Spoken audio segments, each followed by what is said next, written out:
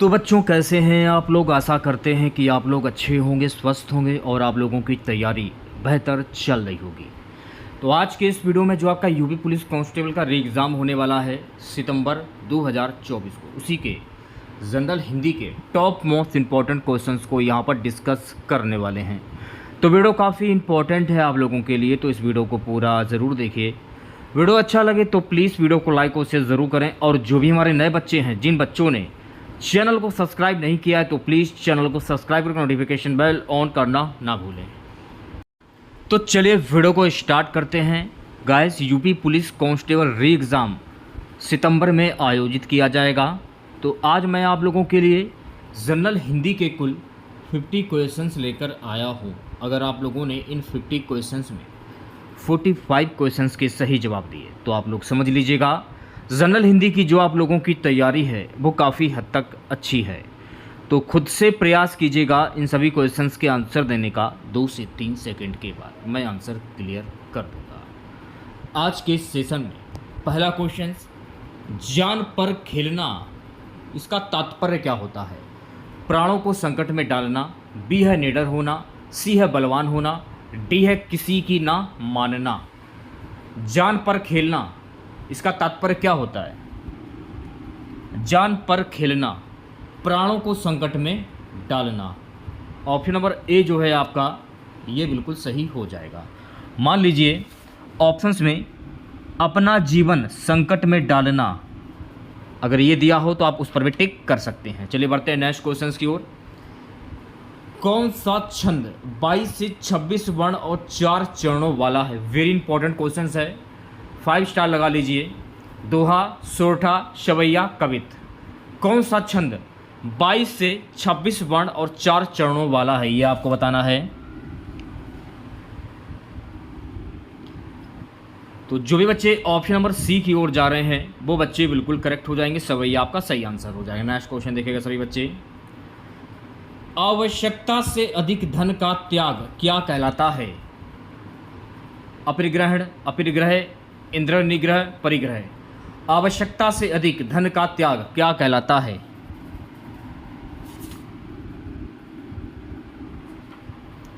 जो भी बच्चे ऑप्शन नंबर वी की ओर जा रहे हैं वो बच्चे बिल्कुल करेक्ट हो जाएंगे। आवश्यकता से अधिक धन का त्याग कहलाता है इंद्रिय निग्रह। नेक्स्ट क्वेश्चन देखिएगा सभी बच्चे।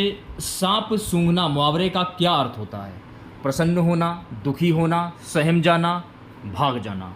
पूरे 50 क्वेश्चंस का टेस्ट है, पूरा टेस्ट लगाएगा। इसमें आपको हिंदी के पूरे 50 क्वेश्चंस मिलने वाले हैं।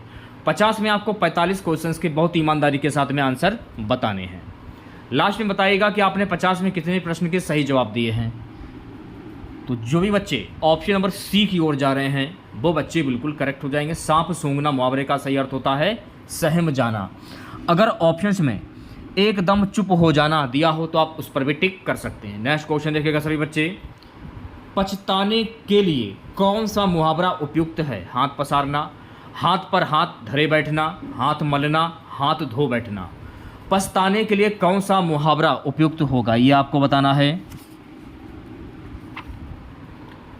तो जो भी बच्चे ऑप्शन नंबर सी की ओर जा रहे हैं वो बच्चे बिल्कुल करेक्ट हो जाएंगे। हाथ मलना, जैसे कि आपका इंटर का रिजल्ट आया, ठीक है, रिजल्ट आने के बाद आप फेल हो गए तो आपने मन में सोचा कि काश मैंने पढ़ लिया होता तो आज मैं पास हो जाता।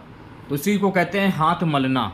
आप हाथ मलते हुए रह गए, लेकिन आपने पढ़ाई नहीं की, रिजल्ट जब आया तो हाथ में कुछ नहीं रहा। अगला प्रश्न देखिएगा। शून्य का तद्भव शब्द क्या होता है? शून्य का तद्भव शब्द, जो शब्द हिंदी भाषा से निकले हों वो तद्भव शब्द कहलाते हैं। तो शून्य का तद्भव शब्द क्या होता है, ये आपको बताना है। शून्य का तद्भव शब्द होता है शून्य। ऑप्शन नंबर वी जो है आपका, ये बिल्कुल करेक्ट हो जाएगा। अगला प्रश्न देखिएगा। शाक का तद्भव शब्द क्या होता है भाई? शाक का तद्भव शब्द, तो मैंने आपको क्या बताया कि जो शब्द हिंदी भाषा से निकले हों वो तद्भव शब्द। तो शाक का हिंदी भाषा में क्या होगा तद्भव शब्द? शाक का हो जाएगा साग। ऑप्शन नंबर सी जो है आपका, ये बिल्कुल करेक्ट हो जाएगा। चलिए बढ़ते हैं नेक्स्ट क्वेश्चंस की ओर। निम्नलिखित में से कौन सा अनिश्चयवाचक सर्वनाम है? यह, आप, कौन, कोई। तो यहाँ पर आपको अनिश्चयवाचक सर्वनाम की पहचान करनी है। कोई, यानी कोई अगर व्यक्ति आपके घर पर आया है तो आप उसको पहचानते नहीं हैं तो आप उसे क्या कहेंगे? आप कौन हैं? कोई आ रहा है, यानी कोई कंफर्म नहीं है, यानी वो व्यक्ति अनिश्चयवाचक है, यानी कोई निश्चित नहीं है कोई व्यक्ति कौन है। डी ऑप्शन जो है आपका करेक्ट हो जाएगा। कोई जो है आपका अनिश्चयवाचक सर्वनाम हो जाएगा। बच्चों अगला प्रश्न देखिएगा, निम्न में से कौन सा झरना का पर्यायवाची है? झरना का पर्यायवाची शब्द क्या होता है? तो झरना का पर्यायवाची शब्द सोता भी होता है, निर्झर भी होता है, स्रोत भी होता है, इसलिए इस क्वेश्चन का सही जवाब हो जाएगा ऑप्शन नंबर डी। ये आपको ध्यान में रखना है। और उत्स हुआ, प्रभात हुआ, प्रस्त्रवण हुआ, तो ये सभी शब्द झरने के पर्यायवाची शब्द होते हैं। ठीक है, नेक्स्ट क्वेश्चन देखिएगा, आधा गांव के रचयिता कौन है? राई मासूम रजा, सर्वेश्वर दयाल सक्सेना, लक्ष्मीकांत वर्मा, राय कृष्णदास। आधा गांव के रचयिता कौन है? आधा गांव के रचयिता हैं राही मासूम रजा। ऑप्शन नंबर ए जो है आपका करेक्ट हो जाएगा। जैसा कि आप लोगों को पता है कि यूपी पुलिस कांस्टेबल की लास्ट वैकेंसी वर्ष 2018 में आई थी। लगभग 5 साल के बाद ये वैकेंसी आपको वर्ष 2023 में देखने को मिली थी। फरवरी 2024 में इसका एग्ज़ाम लिया गया था, लेकिन पेपर लीक होने के कारण एग्ज़ाम को पूर्ण रूप से निरस्त कर दिया गया था। और माननीय योगी आदित्यनाथ के द्वारा बोला गया था कि 6 महीने के भीतर इसका जो एग्ज़ाम है वो ले लिया जाएगा, लेकिन अभी तक इसकी एग्ज़ाम डेट जो है वो डिक्लेयर नहीं की गई है। सुनने में ये आया है कि सितंबर में इसका एग्ज़ाम लिया जा सकता है। तो लगभग 4 साल के बाद ये वैकेंसी देखने को मिली है। अगर आपने एग्ज़ाम दिया था तो भी अच्छी बात, अगर नहीं दिया था, अगर आपने एग्ज़ाम छोड़ दिया था किसी कारणवश, तो आपको एग्ज़ाम देने का मौका मिलेगा। तो ऐसे मौके बार बार नहीं मिलते हैं, पढ़ाई में लग जाइए। जितना समय आप लोगों ने पहले दिया था पढ़ाई में, उतना ही समय फिर से देना स्टार्ट कर दीजिए।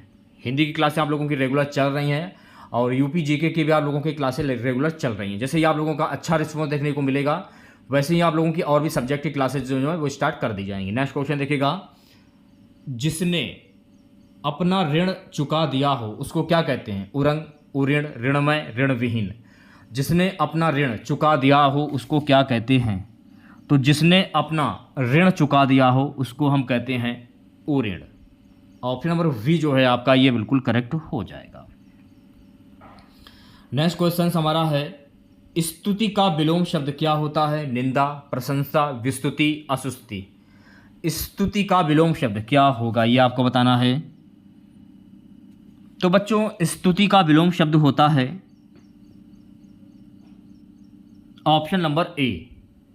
स्तुति का विलोम शब्द होता है निंदा।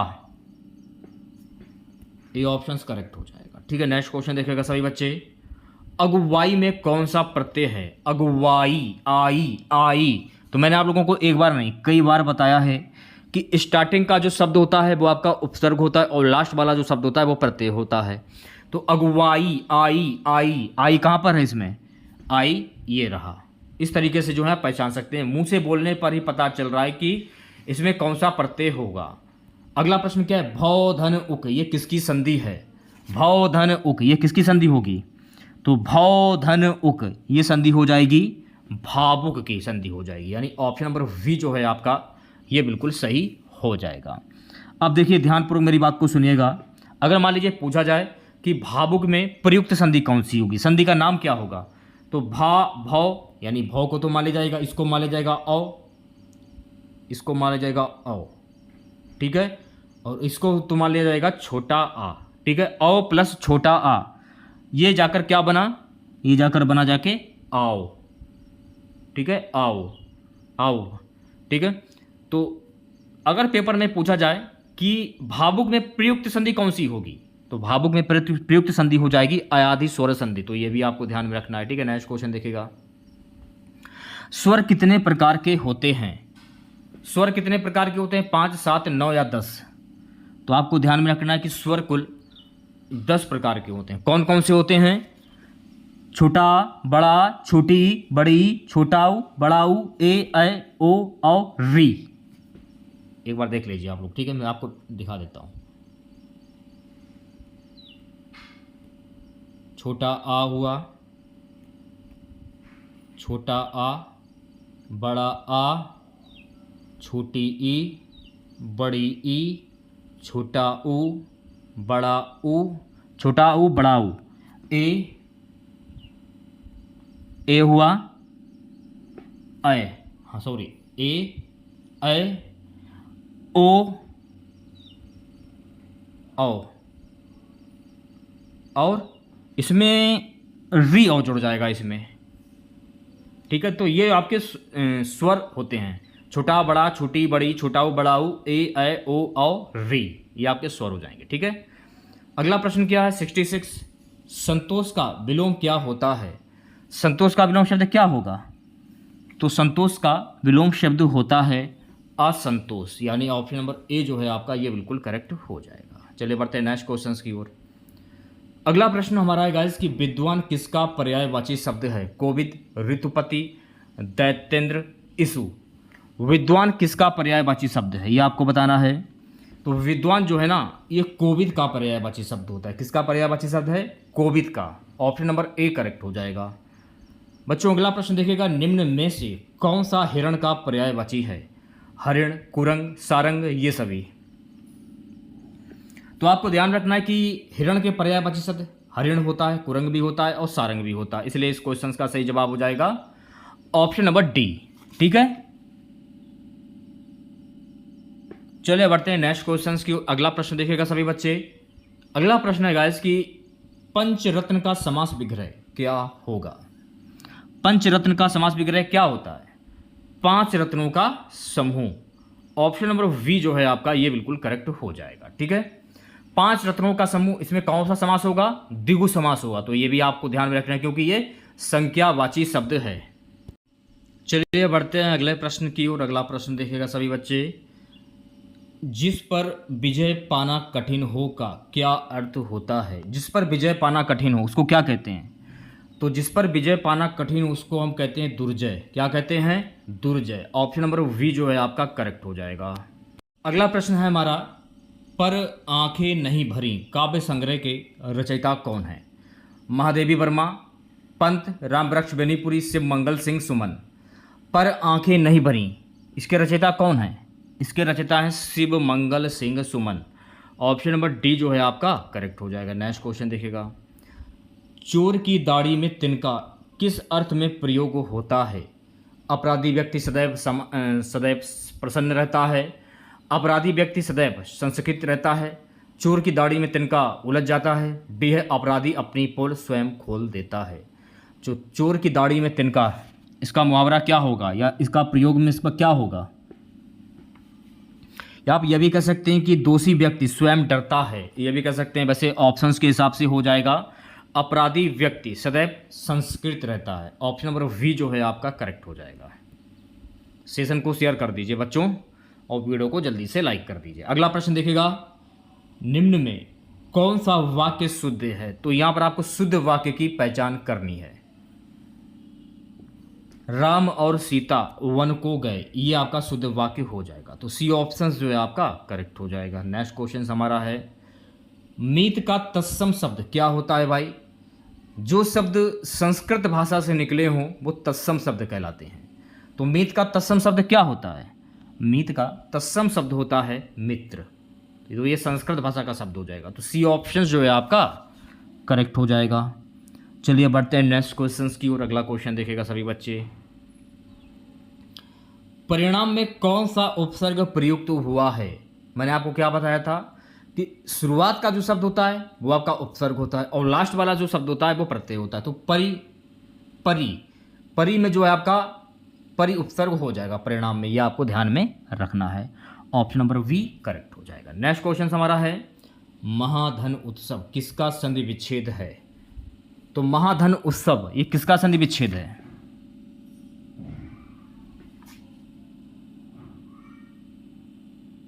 महाधन उत्सव यानी कि महोत्सव।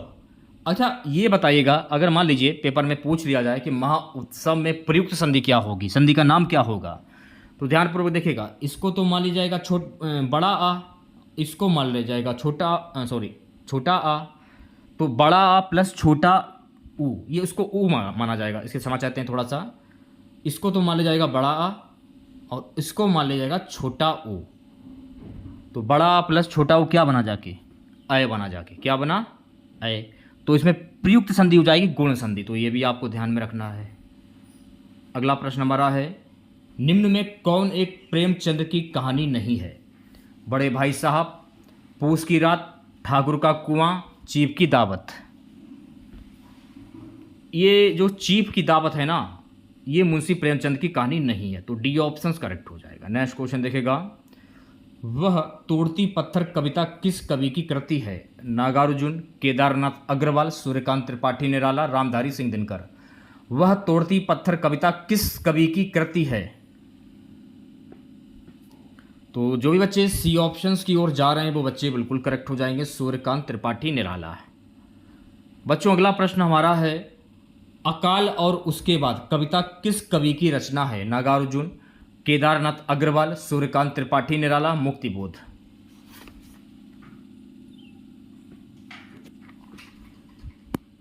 ये सभी बच्चे, अकाल और उसके बाद कविता किस कवि की रचना है?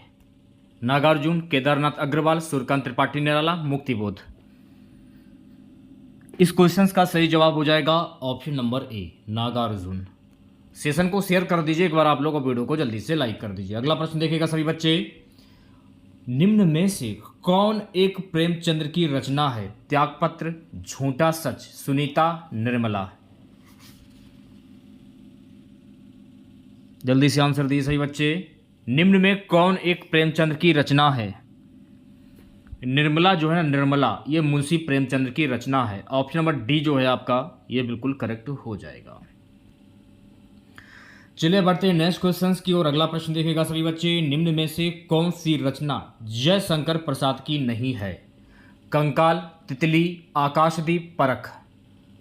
कौन सी रचना जयशंकर प्रसाद की नहीं है? देखिए परख जो है ना, ये जयशंकर प्रसाद की रचना नहीं है, तो डी ऑप्शन जो है आपका करेक्ट हो जाएगा।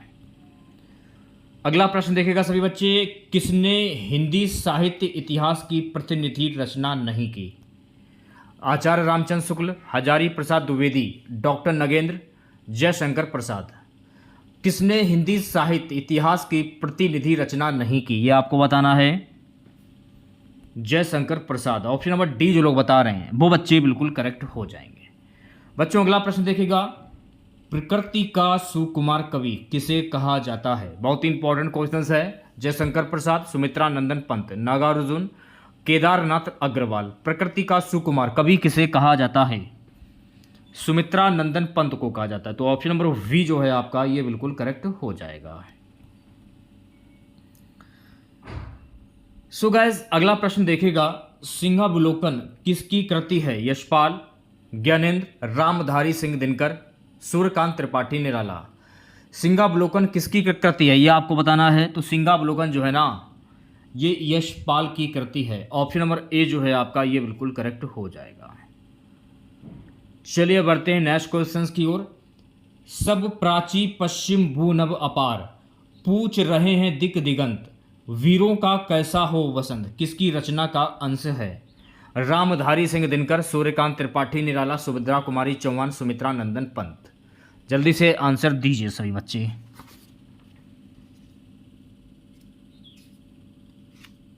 सब प्राची पश्चिम न भूनभ अपार, पूछ रहे हैं दिक दिगंत, वीरों का कैसा हो वसंत, किसकी रचना है?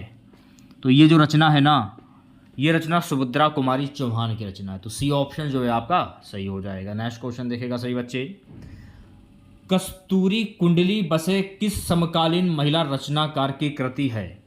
महादेवी वर्मा, मन्नू भंडारी, मैत्रेयी पुष्पा, ममता कालिया। कस्तूरी कुंडली बसे किस समकालीन महिला रचनाकार की रचना है, ये आपको बताना है। तो जो भी बच्चे ऑप्शन नंबर सी की ओर जा रहे हैं वो बच्चे बिल्कुल करेक्ट हो जाएंगे, मैत्रेयी पुष्पा। सेशन को एक बार शेयर कर दीजिए सभी बच्चे, और वीडियो को जल्दी से लाइक कर दीजिए। जो भी बच्चे नए बच्चे हैं, जो भी बच्चे यूपी पुलिस रे एग्जाम की तैयारी कर रहे हैं, तो सभी बच्चे चैनल को जरूर सब्सक्राइब करें। अगला प्रश्न हमारा है, साहित्य अकादमी पुरस्कार प्रत्येक वर्ष कितनी भारतीय भाषाओं की रचना को प्रदान किया जाता है? 18, 22, 25 या 30? साहित्य अकादमी पुरस्कार प्रत्येक वर्ष कितनी भारतीय भाषाओं की रचना को प्रदान किया जाता है? तो ये प्रदान किया जाता है कुल 22 भाषाओं में। ऑप्शन नंबर वी जो है आपका ये बिल्कुल करेक्ट हो जाएगा। चलिए बढ़ते हैं नेक्स्ट क्वेश्चन की ओर। अगला प्रश्न हमारा है, निम्न में से कौन दलित विमर्श का रचनाकार नहीं है? Om Prakash Valmiki, Jayprakash Kadam, Surajpal Chauhan, Namvar Singh. Namvar Singh, option number D जो है आपका ये बिल्कुल सही हो जाएगा। चलिए बढ़ते हैं नेक्स्ट क्वेश्चन की ओर। अगला प्रश्न देखिएगा सभी बच्चे। हिंदी साहित्य उद्भव और विकास किसकी रचना है? महावीर प्रसाद द्विवेदी, हजारी प्रसाद द्विवेदी, रामचंद्र शुक्ल, राजकुमार वर्मा। हिंदी साहित्य उद्भव और विकास किसकी रचना है? तो ये जो रचना है ना, हजारी प्रसाद द्विवेदी की रचना है। तो वी ऑप्शन जो है आपका ये बिल्कुल करेक्ट हो जाएगा। बच्चों अगला प्रश्न देखेगा, निम्न में से कौन सा शब्द वर्तनी की दृष्टि से शुद्ध है? तो यहां पर आपको शुद्ध वर्तनी की पहचान करनी है। मनोवांछित, मनोवांछित ऐसे लिखा जाता है। तो ऑप्शन नंबर ए जो है आपका ये बिल्कुल करेक्ट हो जाएगा। अगला प्रश्न देखिएगा सभी बच्चे,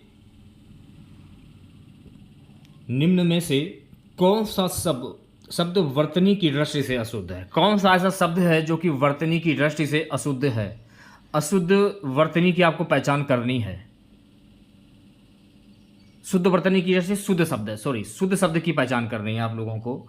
अनुग्रहित, अनुग्रहित कैसे लिखा जाएगा? अनुग्रहित लिखने का तरीका क्या है? तो अगर आप लोग अनुग्रहित लिखते हैं तो अनुग्रहित ऐसे लिखा जाता है। तो बी ऑप्शन जो है आपका ये करेक्ट हो जाएगा। नेक्स्ट क्वेश्चन देखिएगा सभी बच्चे, आकाश का पर्यायवाची शब्द क्या होता है?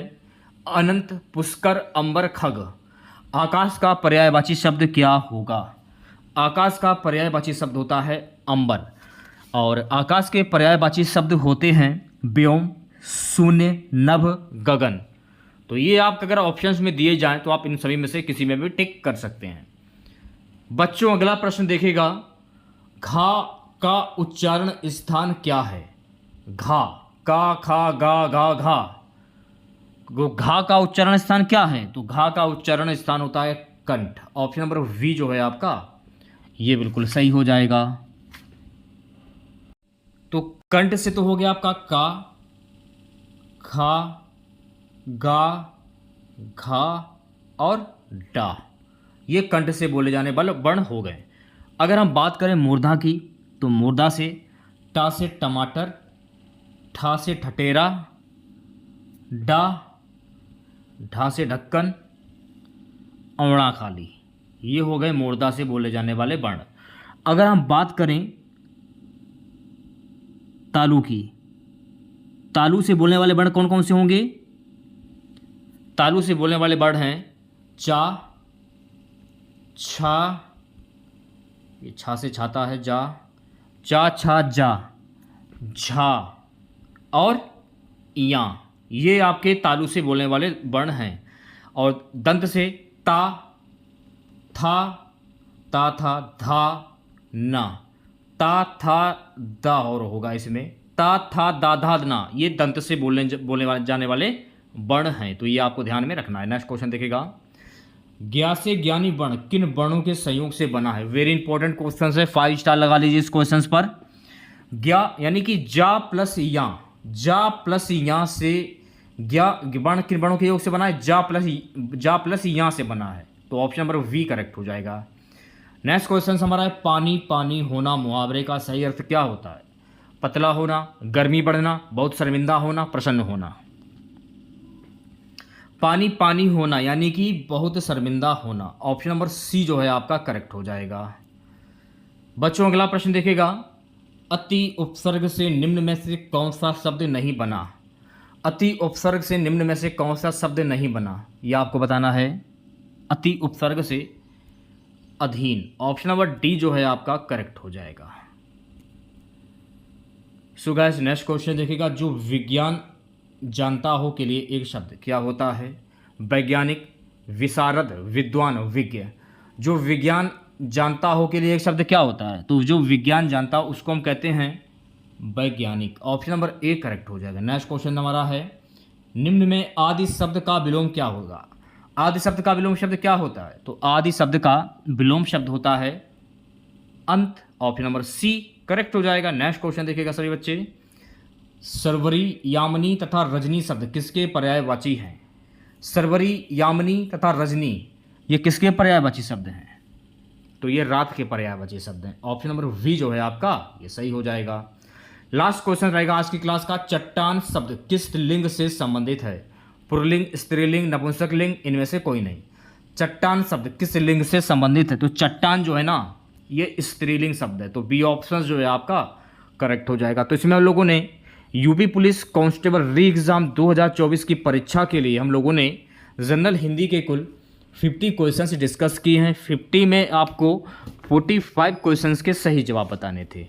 तो 50 में आप लोगों ने कितने प्रश्न के सही जवाब दिए कमेंट बॉक्स में जरूर बताइएगा। अगर आप लोगों को वीडियो अच्छा लगा हो तो प्लीज़ वीडियो को लाइक और शेयर ज़रूर करें। और जो भी हमारे नए बच्चे हैं जिन लोगों ने अभी तक चैनल को सब्सक्राइब नहीं किया है तो प्लीज़ चैनल को जरूर सब्सक्राइब करें और नोटिफिकेशन बेल ऑन करना ना भूलें। मिलते हैं नेक्स्ट वीडियो के साथ। जय हिंद, जय भारत।